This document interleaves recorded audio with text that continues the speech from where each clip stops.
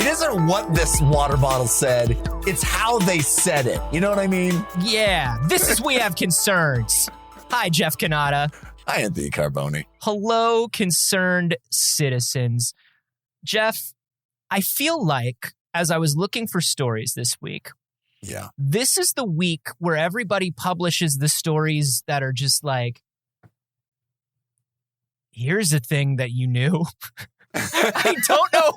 Like, we've talked about this before where it's like, these are studies that are kind of like, yeah, no shit. But you really do need to like scientifically prove them somehow before people will start to listen. Yeah. You know what I mean? Yeah. Like, well, I think also a lot of that stuff that you make assumptions about that you feel is common sense, sometimes it doesn't bear out. And you go, well, that's why you have the study for the thing that seems obvious, because there are the edge cases where the obvious thing isn't actually true. Of course. And you know, you're talking about things like we once thought that in order for things to work, the air was filled with an invisible substance called ether. Yeah. Right? Like, it's the ether that causes resistance on things. And it's the ether, which is why like a feather interacts with the ether differently than an apple. Right. And that I understand. Like, you got to prove the existence of ether if ether is a thing that you want to say is real. But Jeff, working fewer hours is associated with higher life satisfaction, according to new research. This is the sort of stuff that I'm talking about. It sounds like this researcher worked fewer hours. You know what I'm saying? Yeah, this is like, and listen, we've talked about this before as well. If you're the sort of researcher that's just like, what's the least amount that I got to do to get that grant bag? Respect. Yeah, high fives from us. Respect. We have concerns? Yeah, come on. Live your life. Do you. Yeah. Get the bag. We've got nothing to say about that. We literally are doing a show talking about what other people have worked on. So, we respect. I've never worked on anything in my life. And I never will. Literally just restating what someone else worked hours to state. So, no. The emperor has no clothes. Jeff. No shade from us. What I'm saying is we respect game is what I'm saying, Anthony. Jeff, no. They'll find out. But no, this is actually, look, this actually, when you drill down into it, has a lot of interesting things to say. This is a researcher, Qinlong Shao, who published this in Health Economics Review, found that there are giant factors that lead to life success, and wanted to see if those factors that we accept as true are true, and also wanted to see if they're true, if they're weighted as true as we think they are, right? Like if you know, like which factor is the most important? The idea is, hey, is working fewer hours worth giving up more income, right? Yes. Because we think, does the income result in, hey, maybe you have fewer hours to utilize that money, but it does make you feel better to have the money, have the security. So I think that's a legitimate question to ask, to say, hey, most of us are striving to make more money because we think that'll get us happier. But is it better to have less, but also have more time? Yeah. So exactly. Like previous research has shown that people with higher income report higher life satisfaction, and up to a certain point. Right. I think we might have covered this, but we did. We talked about that certain point thing. Yeah, up to like $75,000 or $85,000 or something like that. The more money you make, the happier you are. And it turns out that once your life is pretty paid for without crushing debt, and you're able to put a little bit aside, turns out you're happy. Does that make sense? That's weird. Did they look into, have they studied having a boat? Because I feel like I don't have a boat, but I feel like if I had a boat. Now, Jeff. You know? I'm going to tell you this. I'm going to tell you this. Number one, you live in the fucking mountains. Number two. No, still want a boat. Number two.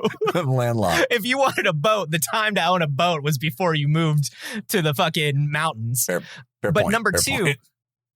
Owning a boat is what quote unquote real rich people call a fake rich person's dream. Oh. Wow, that does accurately represent me. Yeah, I'm not a rich person, but they say if it the 3 Fs, if it fucks, floats, or flies, don't buy it, rent it. Don't buy a horse. Don't buy a boat. Don't buy a plane or a helicopter. I see. That's not what wealthy people do. Because the horse fucks? Is that the idea? Yeah, the horse fucks. They could have come up with something else, I'm sure, but like I feel like the Venn diagram right there is Superman. I feel like Superman just right in the center. He fucks, floats, and flies. You know what I'm saying? Poor but Superman. Here's the other thing, Jeff. Can't catch a break. It's actually incredibly anti-human trafficking because most humans fuck and float in water. Yeah. So they're saying, listen, that's not cool. Don't human traffic. Don't human traffic is what they're saying. The really wealthy people. But no. So there have been other studies that say, like, hey, social trust, social inclusion will lead to higher satisfaction. So people who are happier with the people they work with obviously show higher satisfaction. How does that roll in? And like some people have better friends at work than they do in their personal lives. How does that affect it? And all of these things are they all kind of like meld together because the biggest factors that contribute to higher life satisfaction are your level of health, your level of social inclusion, your level of social trust, your feelings of safety, and something called digitalization, which is when the it's like that part in Tron when he goes, and he gets brought, or that part in the Matrix, they pick up the phone and they go, yeah. I realize in both situations they're going, yeah. It's anything where you turn into an old modem sound. That's digitalization. Digitalization is sort of like, I don't know. It's really weirdly explained here, but it's kind of like, I mean, it's how online you are. It's like how terminally online you are, basically. Like how much of your life is a factor of happiness, and that it makes you happy or it reduces your happiness. Yeah, they say that tweeting angry is actually the best way. The best way to get happy. They said that leaving an angry 5-star review on Amazon is the best thing to do. Angry 5-star. Yeah, an angry 5-star. An angry 1-star is not a happy person, but an angry 5-star review, that's where you want to be. So. What's the name of our next podcast, Anthony? Angry 5-star. Angry 5. Dude, I feel like that was the entire internet around 2013, and I'm not going back to it. I feel like that was every YouTuber in 2013. It's like, I love things, and I'm mad about it. I'm the Angry 5-star. Welcome to the show. Yeah. Eat shit, this movie, and also I love it. So basically, this researcher, Dr. Shao, was trying to figure out how all of these things fit together. She analyzed 18,060 responses from 10 relevant surveys. So you take 18,000 responses times 10 surveys, and she did a lot of paperwork and a lot of crunching of numbers is what happened. And including like life satisfaction variables, including working time variables, health, social inclusion, feelings of safety, digitalization, all that stuff, but also income, marital status, other demographic information. And so they looked at people that were basically they were in central or local government, in education and health, in state-owned enterprise, in private firms, self-employment, and then other. I feel like other is just podcast host. Yeah. We're other. Us. I don't know where we go. Like, if I did enjoy filling out those 10,000 responses, though. That felt like a good use of my time. Yeah. I was just like, are you sure? Is this? These seem like pretty similar. It's like, no, do it again. All right. I mean, they seem like the same questions over and over again. We only have a few people for the other category, so you guys really gotta up your output, fellas. Now, here's the thing. When you get to the results, unfortunately, as much as I say yes, drill down, as much as I say yes, there are a lot of factors that interact with this, I'd like to read you some of the results, Jeff. Are they what I would imagine? Results from the study show that working fewer hours was correlated with higher life satisfaction overall across all factors. The researchers suggest that this finding may exist because people enjoy working less hours to spend time with family and have time for other commitments and responsibilities outside of work. Oh, really? Yeah. Is that how I would use free time? Yeah. Isn't that weird? Yeah. Now, she also suggests that people in European countries may enjoy working less hours because their earnings are taken out of their paychecks and given to the government to support the welfare system. So, and so they can work less because things are provided for them. I mean, isn't that good weird? to me. Yeah, that is weird. Also found that working part-time positively affected health, and positive health is actually associated with greater life satisfaction overall. If you're healthier, you're happier, it turns out. So these are broad findings. Does she break it down? Jeff, no. Wrong. Well, Jeff, wrong. How many surveys were there, Jeff? 10,000? Jeff, there were 18,060 responses from 10 relevant surveys. Jeff. Oh, sorry, 10 surveys, 18,000 responses. Jeff. What? This is not broad. We can drill down into this and we can find things that like life satisfaction and happiness increase with age. Okay. Hasn't been the case for me, but others, I'm sure. Definitely think it's been the case for me. I was an angry kid and I was depressed all the time. Oh, but I had so much hope. Yeah, because you were depressed and you were hoping things would get better. You fucking idiot. Wait a minute. You've been content for so long that you don't remember that you're content, you dummy. Is that true? Yes. I don't have a boat. Jeff, a boat can fuck. You can't own a boat. I forgot. You can't own a fuck boat, Jeff. I can't own a fuck boat.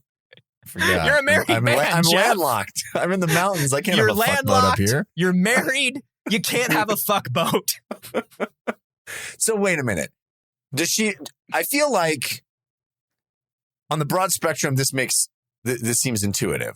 Sure. But on what, like drilling down to say, hey, what about people that love their jobs? Does actually working fewer hours if you love your job still correlate to more happiness? Now, she did say that middle-class workers tend to report higher life satisfaction than upper-class workers. And that has something to do with the fact she thinks of ambition and growth. So going into a career where there's room to grow, to be promoted, to be recognized for your work, to get raises. Though. Like, the idea is it feels good to want the promotion, but once you've had the promotion, it's not good. That is so depressing to me. But here's the thing. You can get promoted a couple times probably because you got to get to upper class, right? But the idea is that the goal isn't actually satisfying. The destination that you wanted the whole time doesn't pay off. Get a hobby, motherfucker. That's what this study's saying.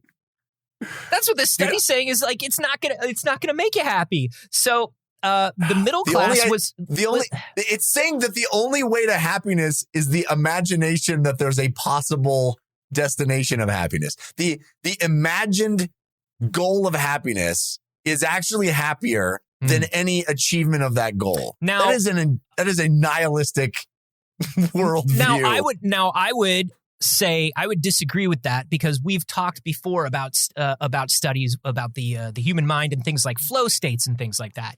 I would say that a certain point of this is you need to be challenged a little bit in your daily life. And I think maybe there's some stuff that comes from that, right? Like it's not so much that happiness is about like achieving the promotion. It's like you have to find goals in your life to work towards. And I guess in a world where we're working too much, we're imagining most of those goals as being work goals. And that is kind of depressing when you think about it that way. But I think about like, once you've got all the things, what's the next goal? And the answer is probably 2 fuck boats so you can watch them fuck and then you can breed fuck boats in your spare time. And then you can... Dude, have you ever seen a purebred fuck boat? I mean, it's pristine. The shininess of its coat. It's It's You gotta feed. unparalleled. You mix a little egg yolk in with its diesel fuel. It makes the boat coat shiny and good. Boat coat. Found that women prefer to work less hours than men across cultures, and that it tends to lead to increased life satisfaction among women. Turns out we bro dudes are sort of trained by society, I think, to think that our accomplishments are who we are, and so we want to work a little bit more. So yeah, I mean, look, did we find things that we didn't necessarily intuitively know? Shut up, is what I would say. Because listen, we just assumed there was ether until we found out there was no ether. Sure. You know what I mean? Sure, of course. No, this is the ether. The ether of work studies. Yeah, this is the ether of work studies. In the second study that I found this week, Jeff, that made me go, yeah. Yeah. This one, it turns out that the falling birth rate is not due to less desire to have children. It's because young people are concerned about the future. Oh, right. Let's not have kids, not because we don't like kids. Let's not Kids have are kids fine. because we don't want them to be in this burning hellhole that we all inhabit. Yeah. Yeah. It's kind of like if I, based on this last study, am working too much and feel like there's no way of getting out of this capitalist hole of work because I get off my day job working for Amazon and then I open the app that lets me drive for Amazon at night so I can make ends meet. So that you can afford to buy stuff from Amazon. Right. So that the Amazon trucks can bring the stuff from Amazon that puts more and more emissions into the world than we can possibly handle and chemicals into the water supply. You might think to yourself, I'm not going to have a kid.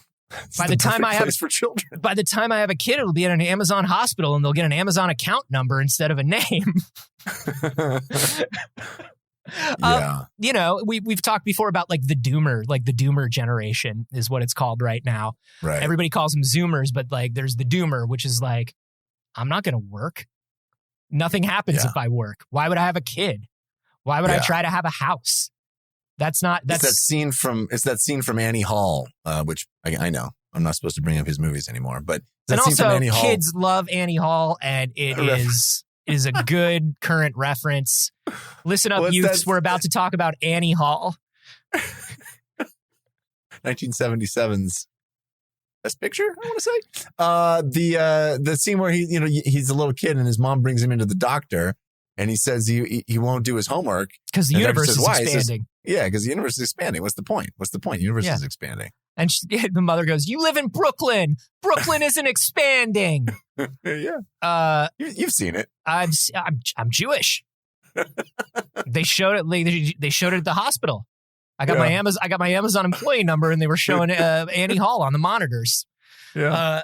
It's like in Brave New World, where like if the baby's gonna be a pilot, you put the baby in a tube that spins around when it's a baby. Right. Same thing. They show us Annie Hall in the hospital if you're Jewish. But yeah, it's one of those things where it's like, look, this is Sarah Hayford. She's a co-author of the study, and she's a professor of sociology at OSU. Go Buckeyes. And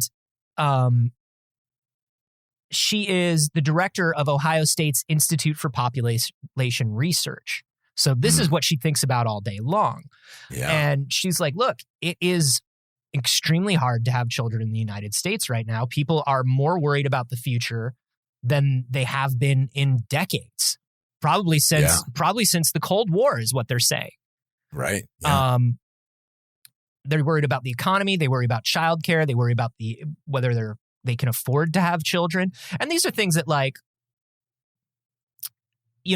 she's like, well, how has this changed? Like, how has it affected people's ideals? And so what they basically said was they were like, hey, if none of this stuff was a factor, if you knew that the world was going to turn around and everything was going to be cool, how many kids would you want to have? And they found out it's been exactly the same from the 60s to the 2000s. on average. Like men generally say they want fewer children than women do, but women, their preferred number of children hasn't really changed much. It's usually 2 to 3 kids. Yeah. But I prefer them not to die or starve or like, witness preferably generational weather events, every couple of years. Yeah. I'd like to know that the times they live in will be extremely precedented. I'd like to know that the precedent will have been set. Yes. You know what I mean? Very well said. Yes. Like, I want to know. All I want is a clear precedent for these times. Just a flat line. Yeah. You know what I mean?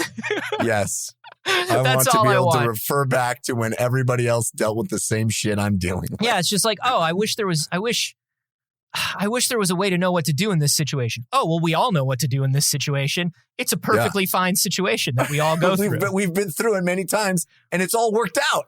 It's all been fine. In fact, several of us got boats after this situation. Yeah, we were like, don't do it. Those boats are going to fuck, and then you're taking care of eight times more boats than you think you're going to. But we did it. Yeah, but they're so adorable.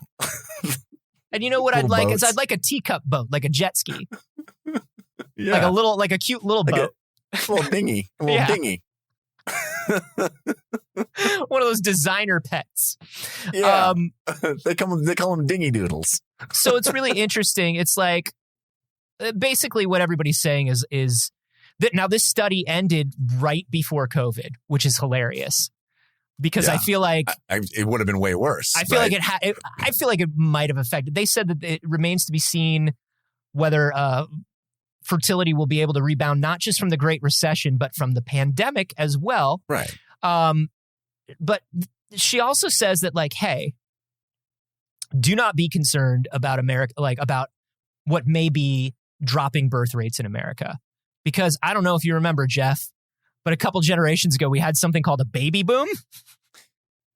Yeah, I wasn't around, but yeah, no, I've heard of it. I don't know. There are those that will say that it ruined everything, and and those babies have somehow been babies their whole lives, and they're even more babies now, and they just baby cry about everything, and they make things even worse. They're just booming all over the place. But the problem is like, this, boom that. We call that the baby boom, but then after that, birth rates just continued to explode. They were exponential. We're like tribbles people. You know what I mean? Like, well, that's just how math works. Yeah, if everybody's dream is to have more than 2 kids, and every 2 people that get together have more than 2, like, do the fucking math. I'm not even good at math. I've never done anything. I've never worked hard at anything in my life. I just said that, and I can tell you what the numbers are like for that. Yeah. You know? So, yeah. What she's basically saying, what Hayford is saying is that, just make it easier for people to have the children that they want to have. There are clear barriers to having children in the United States that revolve around economics and childcare and health insurance, and those are things that we need to address. And in the meantime, we've had such a huge population growth that like maybe we could use a little bit of a slowdown. Yeah, there's a bunch of debate about that, right? Because there's all these economists saying that, I don't want to use the owner of Twitter's name in vain, but, there's a lot of people who are proclaiming with some certainty that population decline is going to have catastrophic economic effects. I'm not an economist. I'm not going to comment on that, but it is, I've always been of the opinion that fewer people with a finite amount of resources on one single planet is probably a good thing. Mm-hmm. There are people that don't share that view. Well, it's because we're connected to artificial scarcity that's caused by these gigantic organizations and the capitalist systems that we've built. So it's kind of like when you live in a growth-based economy and a corporation needs to grow by X% every year, then they need that excess number of workers that they can hire and fire as they go to keep that perceived growth going. You know what I mean? Well, but the whole problem is our fucking growth-based economy. Well, and also, you identified the fact that this baby boom generation, that if there are fewer people in every subsequent generation and the baby boomers are getting to a point where they are no longer in the workforce, but still are going to live for 20, 30 years, not Which in the is workforce. so rude of them. Super rude. Come on, have the grace. You know Come what on. I'm saying? Walk into the ocean. Have some Let me respect and walk Let into us the ocean. eat you. That'll be catastrophic because they will consume the resources for long periods of time without contributing to the production of more of those resources. I don't know. Have you ever gone out to lunch with an old person? They don't eat half a Grand Slam. You know what I mean? It's true. You know, like how many resources they don't even know. My mom won't turn on the TV if she doesn't know how the apps on the TV work. So she's not even using electricity. She's just sitting in a dark room with like 3 moons over my hammy uneaten on her plate. But she brings them home and she stacks them in the fridge, and that's her choice. Yeah. That's her choice. Smart. No, She's that's like, that's I don't called know. having a small footprint is what that is. That's what that's called. It's like, I don't know, the fancy computer LED bulbs. I didn't know which one to buy, so I'm just not buying light bulbs anymore. I just sit in the dark. I love that. I'm just checking out of the whole process. Like, if I don't know the rules, I'm not playing this game. I refuse. The rules are confusing. I'm not playing. But, you know, there are those that will tell you that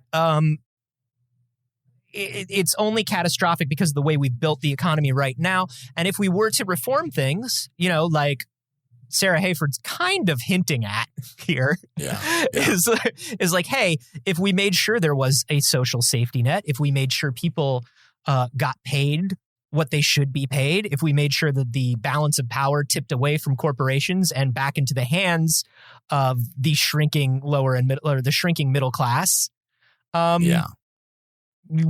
things would be pretty dope. Things would be pretty dope is what I think she's saying. I do like this notion of like, it remains to be seen if the birth rate will bounce back after 3 years where we were conditioned to think that literally being within breathing distance of one another would result in our deaths. But, you know, maybe there'll be more babies soon. I don't know. We can only hope. We can only hope that now that the air is not made of a poisonous cloud that will destroy us, and is made of the regular poisonous cloud, which we can all breathe for a, pretty decent amount of time. We can only hope that people will take the lesson from the mighty boat and fuck more. Do you think the boats are going to replace us, Anthony? If people were more like boats. That's what I've been saying for so long. Be like a boat. Be like a boat. I think I watched one of those speculative documentaries on the Discovery Channel that's mostly CG and not facts. And they said, like, what if Hitler was on the Titanic? Yeah, like if all of humanity got destroyed by a solar flare tomorrow, what would cities look like? And they basically said that fuckboats are going to take over. And let me tell you, the effects on these fuckboats. Like, it's pretty scary. Did they really do it up? Yeah. They really did it up. It looked good. I was just like, man, fuckboats really are an apex predator. If I gotta go, I mean, I might as well be fucked to death by a boat. If I want to die, well, that's how they get you, isn't it? I don't know. I would hope that they just chop me up with their propeller or like eat me or something. I don't know. No. That's what I meant. I don't know, man. Like, I feel like that's what I would say. It's weird. Are you thinking about being fucked by one of the fuckboats? What? No. What? No. I was just saying, if you had to. Right. But like, you don't have to. I don't even know if that's what it's. I mean, number one, it's speculative, but number two, I don't think that's how it would work. No, but like if there were like any scenes like out of CG that I don't think they animated that. It was mostly just with other boats. I think they're mostly just into other boats. Exactly, because if they needed any like I don't know like CG models of me or anything just to visualize, like I could send that to them. Do you have one? Do you have a model of you getting fucked by a boat? I mean, not on this hard drive. Did you ask one of those AI art programs? Did you art of you fucking just to see if I could just to see? Hey, listen, maybe now is not the appropriate time to mention that we have a Discord where you can post things. Like you could post art and stuff there if you wanted. I don't know. Like it's like we're on Twitter, but like the Discord's like super dope. You could just go there. There's a link on our Patreon. Make that. I don't know. That'd be pretty weird. That'd be weird. I do want to give one more study actually, because that one was kind of a downer. You know, Totally. Yeah. that was these are a couple downers, but I liked back when we were talking about working less. That was fun. Yeah, this is another piece of research that was released this week from Ohio State University. Go Buckeyes. Go Buckeyes. Buckeyes killing it this week with the studies. Dude, fucking go Buckeyes. You know? Yes. We've talked about this on the show before. It's the Ohio State is the only university that I am required to show any proclivity or allegiance towards because so many of my family were Buckeyes that if I don't say go Buckeyes, I'll get a phone call. Anyway, go Buckeyes. Here's the thing, Jeff. As we are reading these stories, as we're thinking about these things, we tend to get a little depressed, right? We tend to think that things are on a downturn, right? Sure. What do you think is one of the best ways to get yourself out of a depression? Best ways to get yourself out of exercise. Exercise is a great one. I was going to say the pills that I'm prescribed, they do a great job. However, one of the easiest ways to alleviate depression, according to Ohio State University, go Buckeyes, is performing 2 simple acts of kindness a week. Oh, wow. What do they define as an act of kindness? Literally. Do they have a definition? Anything? Literally just anything nice that you can do for someone. So here's the deal. They took 122 people in central Ohio who had moderate to severe symptoms of depression, anxiety, and stress. They told them probably you're going to be part of a medical study. And they said, oh, good, I'm going to get those experimental drugs. This is going to help me out. And they said, no, there's no medication for you here. Go to work. And so the study was originally supposed to be 130 people, but 8 immediately fucked right off. Yeah, exactly. They're like, screw this. So basically they were split into 3 groups. 2 of the groups were assigned techniques that are used in cognitive behavioral therapy for depression, which is planning social activities or cognitive reappraisal, which I don't know if you're familiar with CBT. I've been doing some CBT in my life. Basically planning social activities for 2 days a week, making sure that you go out and you do something and you're planning it and you're making it happen is a huge thing for your mental health. The other one is cognitive reappraisal. That's you keep records for 2 days a week where you, for at least 2 days a week, where you identify negative thought patterns as they pop up and you do a little journal. You're like, what did I just think that was negative? Why do I think that? Why do I feel that way? What could I think instead? These are big things.